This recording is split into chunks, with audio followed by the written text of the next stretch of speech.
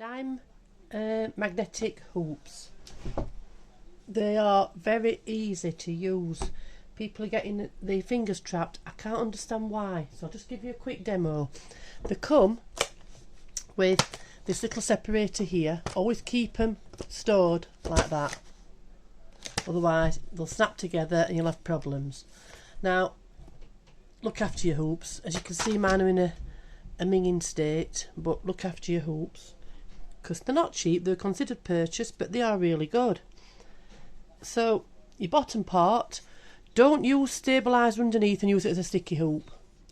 A sticky hoop that you get is just this bit, but it's not got this protective stuff on it. You'll damage your hoop if you try and put stabiliser underneath. As you can see, back in the day before sticky hoops, I did that, and indeed it has damaged my stuff here. So do not use these with sticky stabiliser underneath. If you need to use sticky stabiliser in these, hook the stabiliser like you would and fabric and everything, and then score it and peel it back. But for what the sticky stabilisers cost, sticky hoops cost, I'd buy them as well. So the dime hoop mat is absolutely amazing. As you can see, again, you've got your cross hatches here with squares even. So it's non-slip silicone, brilliant. Pop your stabiliser on. You can use your echidna hoop stations as well, but we'll leave that for another day. We're going with this one at the minute. Pop your stabiliser on. Now, as you can see here, you can still see your cross through the stabiliser. That's why I like the hoop mat. I'm just going to go with a tea towel at a minute, just for demoing.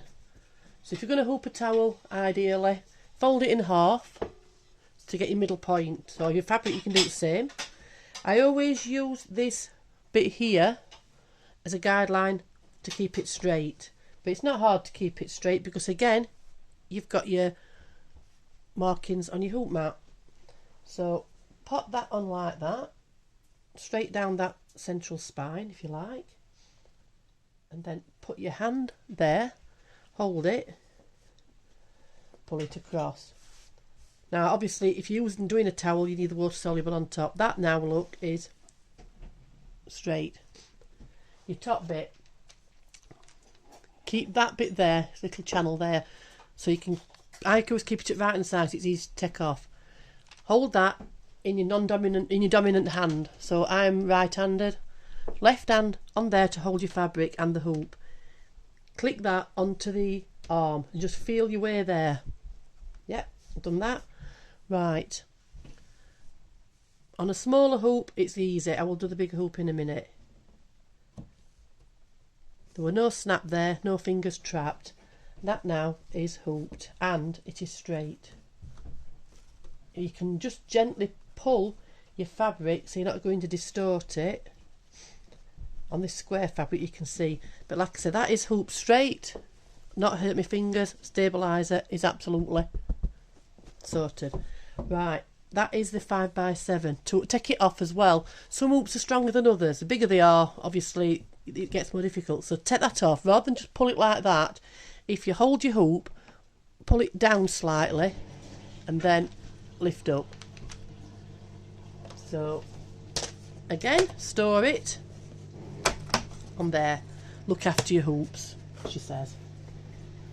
For a larger hoop, it does become you can make it more difficult if you like, but it's not when you get used to them. Just moving on the junk off my table to show you.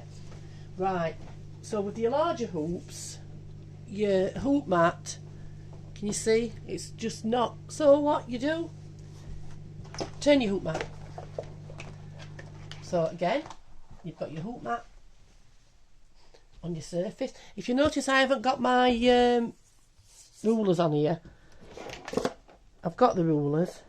They always come with 4 rulers, these. So you could pop these on, but I just mark the middles because I've not done any edge-to-edge quilting with this side. So for the larger hoop, again, you've got your what you call it, this, to keep you up apart. So again, pop your hoop onto your hoop mat. It's really a good investment, the dime hoop mat. Put your stabiliser on again. Now, if you were just doing stabiliser, let's do that so you can. Ideally, your dime hoops are made not to float things. You don't need to float your hoop with dime hoops. But occasionally, people want to just use stabiliser to do applique, for instance. You can. Right, on this occasion, you can still do it like you've done before. But you can hear that now, you've got your snap straight away because you put you're snapping on something thinner. Now, can you see how that's wrinkled a little bit? You can get away with that by pulling and just pulling that again straight. But if that's tear away, that could tear. So again, instead of trying to lift that off because that's going to be more difficult, you might snap your fingers, get hold of your hoop, drag it down slightly and lift. So what I like to do, or to show people, is this is where your separator comes into its own. Hold that there. Hold your hoop again down the left side. I've just tormented it there.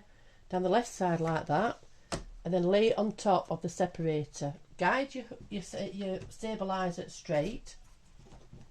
Can you see what I'm doing? Just pull your stabiliser so it's nice and flat, and always use enough stabiliser as well that you've got a bit of an overlap onto your hoop. Just let me pull that away because I've not got the leeway at the side. So now gently pull that across, like you're back in the books, back in the days when we used to back books with sticky back plastic, and then gently just keep adjusting your stabiliser until you've pulled all the separator off. You will hear the massive snap at the end. You ready? But did I get my fingers caught? Nope. Is it stabilised? Is it up properly? Yeah. So there are two ways of hooping. Like I say, ideally you don't want to be floating with dime hoops, but occasionally you might want to do applique, water soluble stabiliser, where you'd need to do this. Now again, to take this off, if you're going to do that, you've got a chance of trapping your fingers. Hold this, flat surface, pull down, peel off. Okie dokie. Have a good day.